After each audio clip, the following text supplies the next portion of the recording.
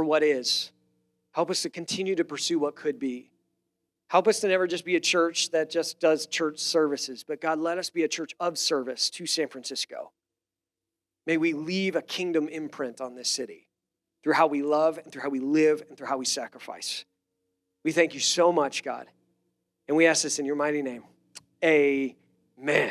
Amen. I'm so pumped. We are continuing our teaching series that I've just had a lot of fun teaching. I hope it's been beneficial for you as well. The series is called Thou Shalt Not Be a Jerk.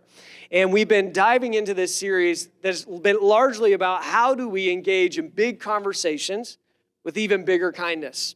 All of us throughout this next year, we're going to be having conversations. Some are going to be difficult, messy, sometimes even with people that we disagree with, even on issues that are like big, primary, major issues for you. You're going to have disagreements about it. And the question we've been asking this series is it possible that we can tell a better story in 2024 than we told in 2020?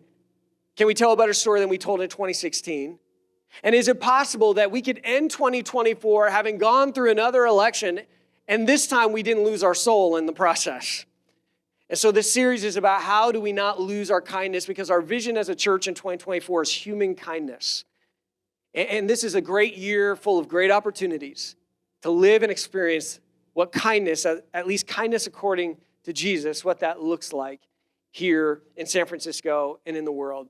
And so whether you believe in God or not, I think this is such a practical series for each and every one of us who realize that the way we've been doing things isn't working, that the way we're having conversations isn't helping, that there has to be a better story. And I think who else but the church should be on the front line saying we want to tell the best possible story, a story of hope, not apathy, a story of encouragement, a story of purpose, a story of love, because that's the story that God has called us all into. So today, I want to invite you into our next decision. Every week, I've been inviting you to pre-decide something. And it's entirely up to you, of course, whether you'll do it or not. But I'm convinced that if we will accept this invitation and step into it, that you will tell a better story, and we will tell a better story in 2024 in this election year. And so this week, I want to give you this invitation. Here's the decision. It won't be on the screen, but you can write it down. It's this, that thou shalt choose oneness over rightness. The invitation I want to give to you today is that you would make it a priority to choose oneness over rightness.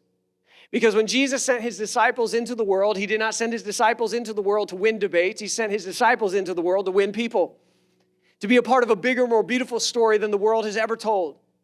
And I believe that if we're going to step into the story that Jesus gave his life for us to know and step into, then we will need to choose oneness over rightness. Today I want to talk about unity, the power of unity, and why I believe unity is mission critical for us as followers of Jesus if we're going to tell a better story in 2024.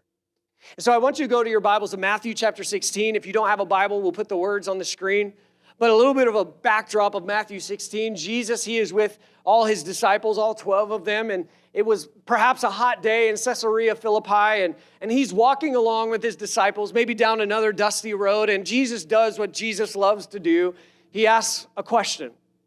And here's the question that he asked that would tee up one of the most important conversations that Jesus would have with his disciples. In Matthew 16, it says this, Jesus asked, "Who do people say that the Son of Man is?" Well, they replied, "Some say John the Baptist, some say Elijah, and others say Jeremiah or one of the other prophets."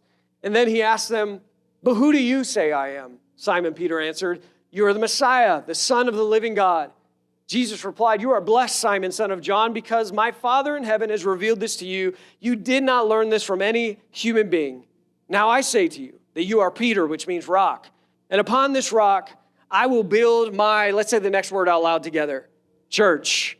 "I will build my church, and all the powers of hell will not conquer it." It's that last sentence that I want to zoom in on in particular here this morning as we talk about choosing oneness over rightness. We don't get a record really of what the disciples say in response to Jesus, but apparently Matthew, who's writing this gospel, he thought what Jesus just said was so significant. He was like, we should jot this down because we're going to need to remember this later. And so he records it here in Matthew 16. And I wonder if maybe the reason that the disciples didn't respond, or at least their response wasn't recorded, was because what Jesus just said was so unbelievable. It was so implausible. It was almost laughable. This idea that whatever Jesus was starting could somehow be so unstoppable, so immovable, that not even the powers of hell would be able to conquer it. I could imagine the disciples thinking, Jesus, you're just being a little dramatic today. That's a little bit over the top today because you're telling us hell will not conquer your people, but it sure seems like Rome has conquered your people. So Jesus, help us to see what it is that you're seeing. And I can imagine at the beginning, they were struggling. But Jesus, he says, upon this rock, I will build my church. And see, what happens in the struggle for some of us in this place, it comes down to the translation. That we almost miss the significance of what Jesus is saying here when he says, upon this rock I will build my church, and not even the gates of hell will overcome it. Some of us, we're not oohing and awing when we hear that because of the translation.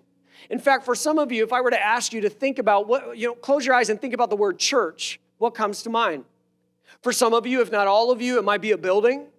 For some of you, maybe all of you, it would be a church service, a church program similar to like what you're sitting in right now. That when you think of the word church, you think of places or you think of programs. And I know this because for many of us, we say things like this, let's go to church. Or we say, I really like that church. Or I left that church to go and attend another church. But when Jesus said, I will build my church, he uses this interesting little word, ecclesia. Everyone say ecclesia. And what's interesting about ecclesia is ecclesia has nothing to do with a place, and it has nothing to do with a program, but it has everything to do with a community of people that Jesus is raising up. Ecclesia literally means a gathering. Now, the problem with the word church is that the New Testament was written in the Greek. And the word church is actually a German term.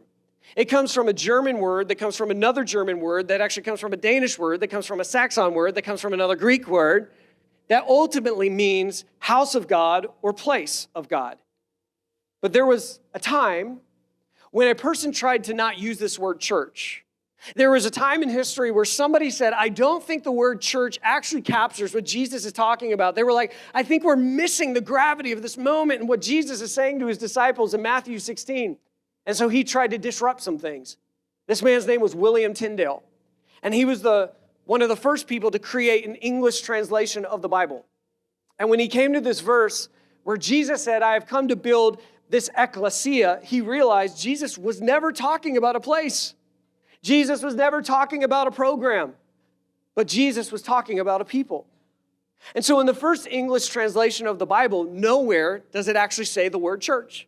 If you go to the first translation, the word church would not appear anywhere because William Tyndale believed that what Jesus predicted in Matthew 16 was not a place. It wasn't a program. It was a people. But it turns out that the Roman church did not like William Tyndale's translation very much.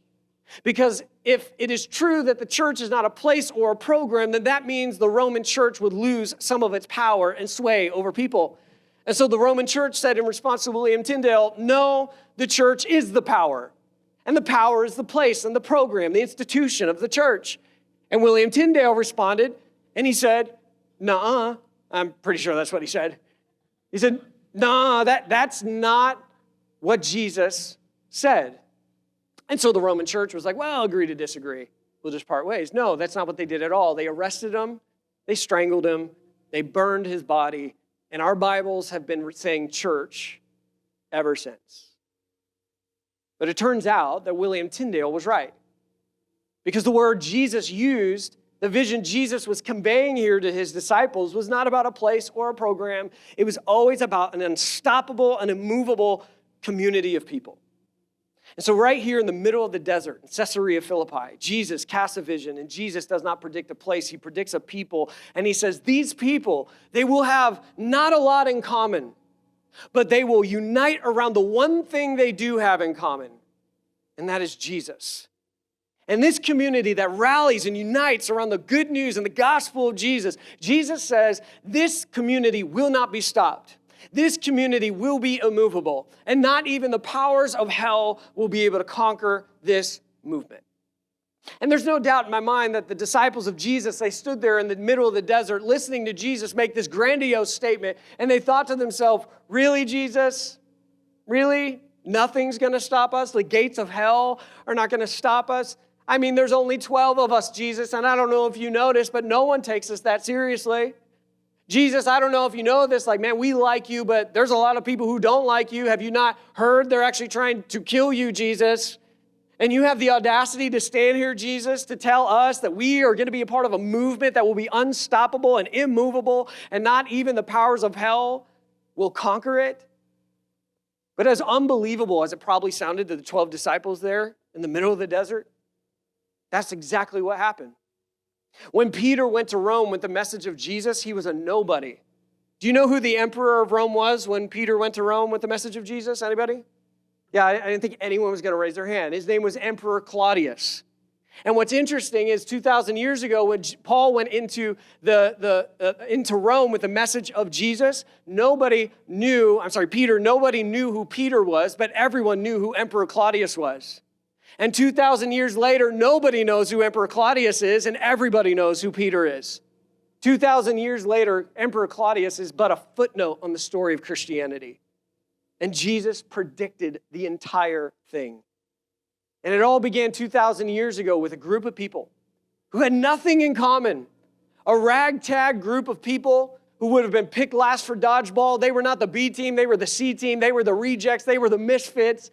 No one would have been looking at the 11 remaining disciples after Jesus rose from the dead and said, oh yeah, those are leaders. No one would have looked at these 12 disciples or 11 disciples remaining and said, oh yeah, these people, they're going to change the world. No one was betting on that church. Which brings me to one of Jesus' last prayers. It brings me to one of Jesus' last prayers that he would pray hours before he was arrested, hours before he would be crucified, days before he would rise again from the dead, and weeks before he would hand off this movement that he gave his life for to the 11 remaining disciples. And Jesus would pray one final prayer. And the question is, what did Jesus pray and why does it matter for us? But first, let me ask you a different question. If you had one opportunity to pray one last prayer, what would it be? Like if you knew this was my last moment to pray my last prayer, what would you pray for? I actually know what you would pray for because you would pray for the same things I would pray for. If you had one last moment to pray one last prayer, you would pray for that which matters most to you. You would pray for that which was of the utmost importance compared to everything else. If you had one last moment to pray one last prayer, you would probably pray for your family, or you pray for your spouse. Or if you have kids, maybe you would pray for your kids. Or if you're like me, you would pray for the Golden State Warriors. You would pray, right, for what matters the most. And here's what Jesus prayed for. In one of his last prayers ever recorded. He says this, I'm praying not only to these disciples, but also for all who will ever believe in me through their message. Isn't that awesome? You're in the Bible if you're a follower of Jesus. Like, because Jesus says, I'm not just praying for those who are disciples now. I'm praying for anyone in the future who will one day say, I follow Jesus. He's like, I'm praying for them too. So if you're a follower of Jesus in this place, congrats, you're in the Bible. And Jesus prayed for you. But what does he pray for? Here's what he prays for. Of all the things he could have prayed for, here's what he prays. I pray that they will all be one. Just as you and I are one, as you are in me, Father, and I am in you. And may they be in us so that the world will believe you sent me. I mean, think about it. Of all the things that Jesus could have prayed for, he prays for unity. I find that interesting. I find it just as interesting what Jesus didn't pray for as what he did pray for. He could have prayed for Christians to have political power and authority that would enable them to shape all future policies, but he didn't. Jesus could have prayed that God would put in power a God-fearing king over every nation that is to come, but Jesus didn't pray that. Jesus could have prayed for the future nations of the world. He could have been like, may they be a theocracy shaped and informed by Christian values. But he doesn't. He doesn't pray for wars to end. He doesn't pray for the end of violence. He doesn't pray for the end of world hunger. He doesn't pray for the end of poverty. I mean, there is a list of things Jesus could have prayed for, and yet the one thing Jesus prayed for is unity. That those who would follow him now and into the future, that they would be one. And it only makes sense that Jesus would pray this prayer. The only plausible answer is that Jesus believed that unity was mission critical. Like the only reason Jesus, out of all the things he could have prayed for oneness, is because Jesus believed that if we didn't get unity right, it didn't really matter what else you got right. Like if we didn't get oneness right, it doesn't matter how right we were about everything else. 2,000 years ago, Jesus prayed for us. He prayed for you as a follower of Jesus. And Jesus, surprisingly, did not pray for your rightness. He prayed for our oneness. Now, I don't know what you think about the devil. How about that for a transition? So, I don't know what you think about the devil, but I'm thinking to myself, like, if I were the devil, knowing what Jesus has prayed, this would be my plan. If I couldn't get the church to hate God, I would just do everything I could to get the church to hate each other. Because if Jesus really meant what he prayed and believed what he prayed, and it was as mission critical as we are safe to assume it was since he prayed it, then if I wanted to disrupt the church's mission, I just need them to hate each other. I just need them to disagree about secondary issues while ignoring the primary ones. I need them to alienate and polarize one another. We need thousands of denominations that would separate them. We just need to divide them, and then we can conquer. Yeah, if I was the devil, that's what I would do. I'll just get them to all hate each other. Because there's no way, at least according to Jesus, that they can actually accomplish the mission that Jesus gave his life for if they are not one. Because to Jesus, one is the win. If you remember anything today, maybe write that one down. For Jesus, one is the win. There is no winning if we're not united. It's a big vision, a big prayer, a bold prayer, and it's exactly the last prayer Jesus would pray over our lives. And I think Jesus prayed for unity. I think he prayed for it because he knew it was going to be hard. Unity is hard, is it not? I mean, we can admit it. All of us want unity, but if it was easy, we would have had it by now. But unity is insanely difficult. Unity doesn't come naturally. Division comes naturally. What's in it for me comes naturally. Unity with people like me, that comes naturally. Unity with people unlike me, unity with people who don't even like me, why would I give my energy to that? Why would I waste my time with that? Why would I devote any part of my life to that? Why go out of the way for something so difficult and so unnecessary? Jesus must have saw it coming. He saw us coming. He saw elections coming. He saw social media coming. He saw the debates coming. He saw posts on Facebook coming. He saw it all, and he says, oh, dear God, let them be united. He prays that we would be one because there is no winning if we're not one, because one is the win. The question is why? Why is oneness so important? Why was unity so important that Jesus would spend one of his final prayers praying for that, for not only those disciples, but every future one? Jesus actually told us the answer. And it's in the second half of verse 21. Jesus says, and may they be in us. So, he's like, here's the reason. Here's why this is mission critical. He says, may they be in us so that the world will believe you sent me. Why do we need to be united? Why is oneness more important than rightness? Jesus says it's important because our unity makes God more visible to the world. Which of course means, you know this, right? Our disunity makes God more invisible to the world. That our disunity makes the good news less good to those who are watching us. You've never met a person that has left the faith because they're like, Jesus, kind of a jerk if you ask me. Never met a person who's like, why'd you leave the faith? Oh, Jesus, total hypocrite.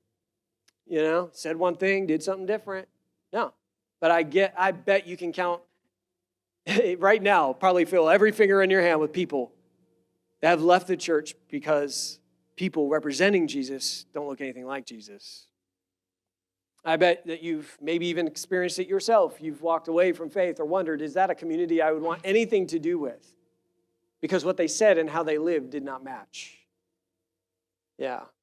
See, our good news becomes good when we're united. Yeah, when we say we have good news, the world might hear that, but when they see that we do not banish or cancel someone because of their failures, then they see something different. They see the good in the good news. When the people hear our good news, that's one thing. But when they see that we never give up on anybody or believe anyone is beyond hope or restoration, because at the heart and soul of our story is resurrection, that things that look dead are never too dead for the hands of God. He can resurrect anyone or anything. That's when the good news becomes good to those who are watching. See, unity authenticates our message. Our unity makes the good news more credible and more convincing to the world that is watching. If we say we have good news, but we're just as fractured as everybody else, then what good is our good news?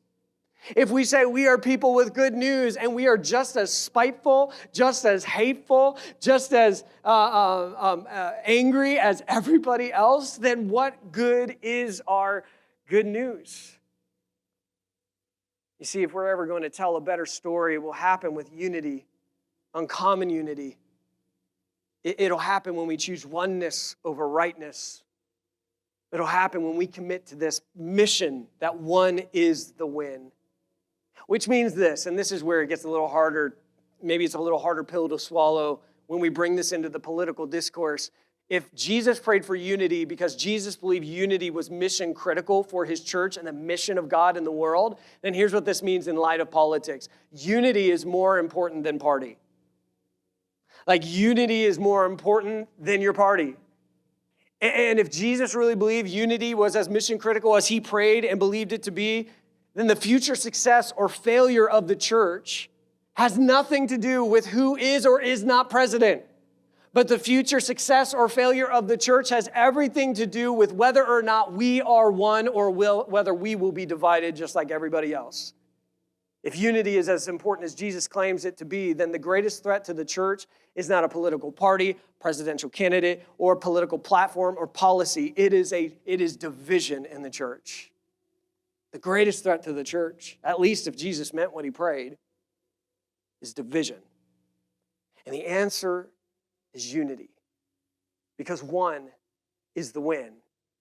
So the question is, how do we do this, right? How do we do this in a world that has normalized division? How do we do this when we have algorithms baked into our social media that sort of thrives off of us versus them and that tension that comes as a result? Like how do we fight back and fight with unity? There's a few things we got to understand. The first thing is this, is that unity is unselfish. Unity is unselfish. It will require you to be unselfish. Jesus calls us to one another with the same love that he extended to us. In fact, this is what differentiated the first century church. They would one another. They would love one another. They would forgive one another. They would extend grace to one another. They would carry one another's burdens. They would forgive one another. They would encourage and challenge one another. The first century church is a story about a community one another like Jesus loved them. And it changed the world. It changed everything. And see, for us to step in unity, to see Jesus' prayer become a reality, it's going to take a whole lot of unselfishness. And by the way, I think we think that the opposite of love is hate, but really the opposite of love is selfishness. The opposite of love is choosing me over we. The opposite of love is choosing I over us. When Adam and Eve sinned in Genesis chapter 3, they did not choose hate over love, they chose self over love. And we even see in Genesis later on where we see the first murder where Cain killed his brother Abel, and God approaches Cain and says, "Where's your brother? Where is he?" And the writer records Cain responding to God with this really dark and ominous response. He says, "Am I my brother's keeper?" And the subtext would be heard loud and clear by the original audience. Everyone reading the story would have been like, "Yes, you are your brother's keeper. You're your sister's keeper. You're one another's keeper." This is how it was always intended to be. And unity cannot happen without unselfishness. But this will mean that if unity is unselfish, it will also mean the second thing, that unity is uncomfortable. Like because unity requires you to be unselfish, true unity, the unity Jesus prayed for, will be extremely uncomfortable. So if you're like, "Man, I'm all about unity," but you refuse to have a conversation with somebody who doesn't think or vote or act or live the same way that you do because it's just too uncomfortable, then you don't really want unity, you want uniformity. And those are vastly different things. And isn't it interesting that Jesus didn't pray for uniformity? He didn't pray, God, let my people all think and act and believe all the same things. Let them be completely uniform. How boring, by the way, of a world would that be? How little would we grow if we settle for uniformity where everyone just sort of thinks like we do? He prays for unity. And unity is unselfish. And unity is uncomfortable because it will mean you will need to look someone in the eyes that may not have anything in common with you. But what you do have in common is Jesus. And that is enough to trump everything else. Unity is unselfish. Unity is uncomfortable. And Paul, he writes this in Colossians chapter 3. He says this, I guess Christians have been struggling with this for a while, so if you feel like it's a struggle for you, you're not alone. Here's what Paul says. He says, since God chose you to be the holy people he loves, you must clothe yourselves with tender-hearted mercy, kindness, humility, gentleness, and patience. Make allowance for each other's faults and forgive anyone who offends you. I love that he says make allowance for each other's faults. Paul's sort of assuming you're going to get offended. Like if you want to have real community, get ready. The same people you love will also be the very sources of your deepest hurt. And he says you need to pre-decide today. Forgive them. What are we going to do when we're hurt? We're going to forgive. We're going to forgive just as God has forgiven us. And then he says, above all, clothe yourselves with love, which binds us all together in perfect harmony, and let the peace that comes from Christ rule in your hearts. For as members of one body, you are called to live in peace and always be thankful. I mean, this is tough, isn't it? It sounds nice, but in real life, this is difficult stuff. He's saying, love others as Jesus has loved you. Forgive others as Jesus has forgiven you. You need to pre-decide when, not if, but when someone crosses you and steps on your toes or maybe even stabs you in the back, here's your posture. I'm going to forgive them. I'm going to love them. I'm going to extend mercy and grace and kindness. And I love that Paul says, clothe yourselves with love. Because only loving those that you agree with is like the sweatpants of relational postures. Right? Like, it's super comfortable. It's just not a very good look. Right? Like, it's not a good look to just be the kind of person that's like, I love those who love me. But if you don't love me and you don't treat me with kindness, well, then I don't love you. You have not earned it. No, that's comfortable, but it's a terrible look. And God is calling us, Paul is calling us to something deeper, something better, because that version I just described is no different than anyone else outside of this community. So Paul says, remember how the Lord forgave you. It's almost like Paul got the memo from the other disciples. They're like, hey, Paul, if you're going to speak for Jesus, you should know this, that in John 13, 34 through 35, Jesus, he sat us all down and he said he was giving us a new commandment. And that new commandment, Jesus said, you'll blow your mind, Paul. He said this, you need to love one another as I have loved you.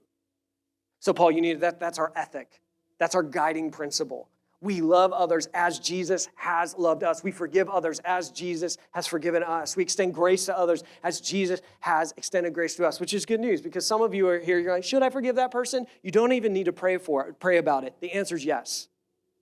Should I love that person that I don't really like? You don't need to, God, should I love them? The answer is yes. The answer is yes. We're invited to pre-decide that the love of Jesus is the baseline of how we love every single person. And it will require you to be unselfish, and it will be uncomfortable. But here's the last thing, and the band can come up. If we could get this right, if we could do this, if we could be unselfish and we could be willing to be uncomfortable, and we can love others as Jesus has loved us, here's the third part, and this is the best part, and that is that this unity is uncommon. This unity is uncommon. It is, isn't it? Can you imagine the upcoming presidential debate between President Biden and former President Trump? Can you imagine what would happen in all of our minds if at the end of that debate between Biden and Trump, they both looked at each other and they said, hey, I hope you do well. Hey, you know what? Even if I lose, I respect you. And hey, you know what? Even if you win and we don't agree on all things, I'm going to want you to succeed because if you fail, I'm going to fail. If you go down, I'm going down with you because we're all a part of this country. What would happen if the debate ended that way? Like, what would the news media talk about? Like, I think all of our heads would explode. We would not know what to do with that. Even hearing this, I see smiles on your face because I see it in the back of your head. You're going, that's never going to happen. It would be uncommon. And it may be uncommon in the world, but it should be common in the church. The church should be the one community in the world where the unity I'm describing is common, where uncommon unity is common. The world should look at the church and be like, man, we don't understand unity. Who should we go to? We should go to Christians. They get it. You see how they disagree about things and yet they still want what's best for one another? That they can disagree without hating a person. They can disagree without diminishing or demeaning a person. And I'm not saying we're there yet, but what if this church got there? Like, what if we as a church got to that point where San Francisco looks at this church and they're like, I don't believe everything they believe, but gosh, I'm envious about how they live. I'm envious about how they love. I'm envious about how they extend grace. I'm envious about this unity that they have that I want, but I don't know how to get because the world doesn't know how to do it. But the church, they have uncommon unity. It's common. So I think if we got this right, that even if we got some things wrong in the process, it would all be good. Like if we got unity right and maybe got some things wrong, that the mission of God would advance full force regardless. See, 2,000 years ago, Jesus cast a vision, and it wasn't for a place, it wasn't for a program. His vision was for people. And his prayer for this people that he was giving his life to unleash into the world was that they would be united. Because if they were united, then the God of the good news would become more visible to those who are searching for hope. And Jesus said if they could just get this unity thing right, not even hell would conquer it. And Jesus believed oneness is winning because oneness is the win. And I get it. Some of you may be hearing what I'm talking about and thinking to yourself, Travis, that sounds so good, but it's naive. That's just not how the world works. It's impossible to see that kind of unity. Can I challenge you a little bit? If we call ourselves followers of Jesus in this place, then we should be the one community on this earth that believes this sort of unity is possible. Why? Because Jesus prayed for unity. And Jesus would not have prayed for unity if he did not believe that it was possible. But I'll take it a step further. Jesus would not have prayed for unity if he didn't believe it was possible. Jesus prayed for unity also because he believed that unity was essential. He believed the unity that he was praying for us to experience was not only possible, but it was essential if the movement of Jesus was going to thrive. And Jesus prayed for unity because he knew we were going to have to fight for unity. We're going to have to forgive for unity. We're going to have to serve for unity. We're going to have to compromise for unity. You might even have to lose some debates to win the bigger picture battle for unity, that we die to ourselves for unity. But remember, it was Christianity, not the Republican Party or the Democratic Party, that shaped Western civilization. It was the teachings of Jesus, not our political parties, that laid the groundwork for our modern sense of justice, fairness, and dignity of the individual. And it might sound naive that unity could change the world, but let me tell you what sounds even more naive. A rabbi standing in the middle of nowhere, talking to a bunch of guys who are really a bunch of nobodies in the grand scheme of things, and telling them that even amid the Roman Empire that has been oppressing them for 400 plus years, even with that as their backdrop, Jesus makes this audacious promise: I will build my church and the gates of hell will not conquer it. Now that sounds naive. Probably sounded pretty naive to his disciples. But 2,000 years later, we see that Jesus did exactly what he said he would do. He did build his church. Hell has not overcome it, and we are a part of it.